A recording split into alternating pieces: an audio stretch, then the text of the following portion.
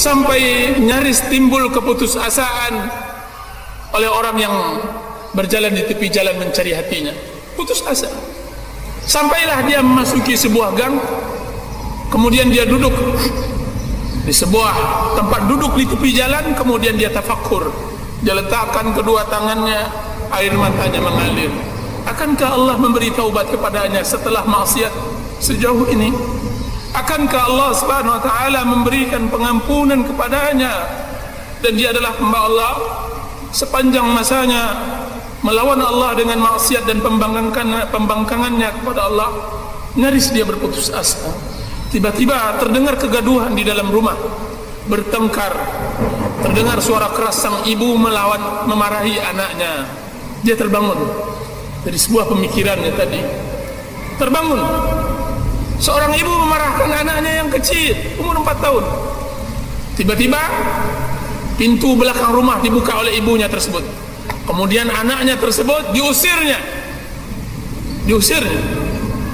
Kemudian dihempaskannya pintu tersebut sampai berbunyi keras. Kemudian dia katakan, "Enyahlah engkau wahai anak durhaka, pergilah engkau dari rumahku. Jangan tempati lagi ibu, jangan sebutlah ibu-ibu ini ibumu. Jauhlah dari engkau, anak engkau adalah anak pembangkang, pelaku maksiat." Anak umur 4 tahun. Kemudian anak tersebut menangis, mencoba pergi ke tepi-tepi gang agar dia dapat singgah. Akan tapi anak tersebut, kemana hendak dia berlindung lagi? Kemana dia akan menetap? Kemana dia akan menginap malam? Maka dia balik lagi ke rumahnya.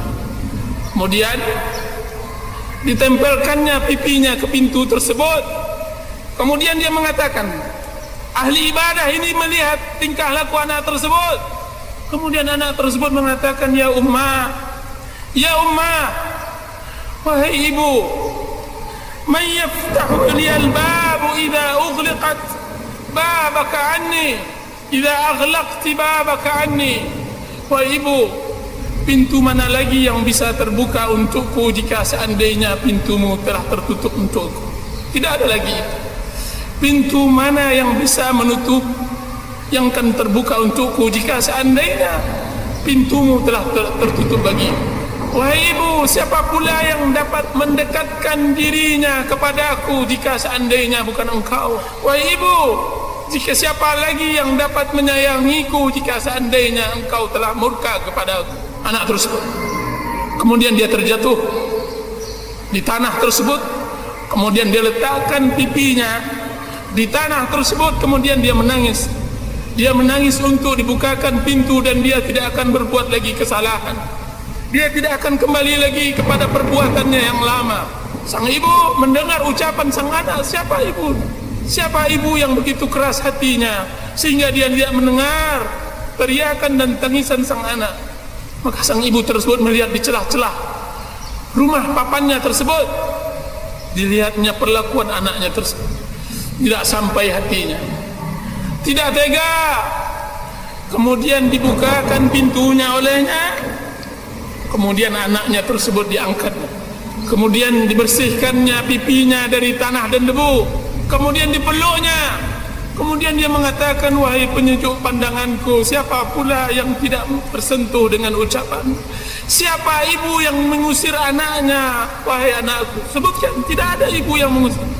Akan tetapi engkau telah berbuat kesalahan, dan ibu akan memaafkan. Kau telah berbuat kesalahan, ibu memaafkanmu. Kemudian apa kata abid ahli ibadah tersebut? "Al-an wajada qalbi."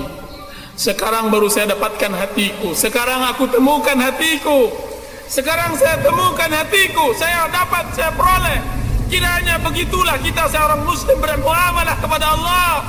Siapa yang dapat membuka pintu jika seandainya pintu Allah sudah tertutup? Siapa yang dapat memberikan kasih sayang jika seandainya Allah telah murka? Siapa pula yang memberikan pembelayan, rahmat dan maghfirahnya jika seandainya Allah Subhanahu wa taala telah melaknat kita?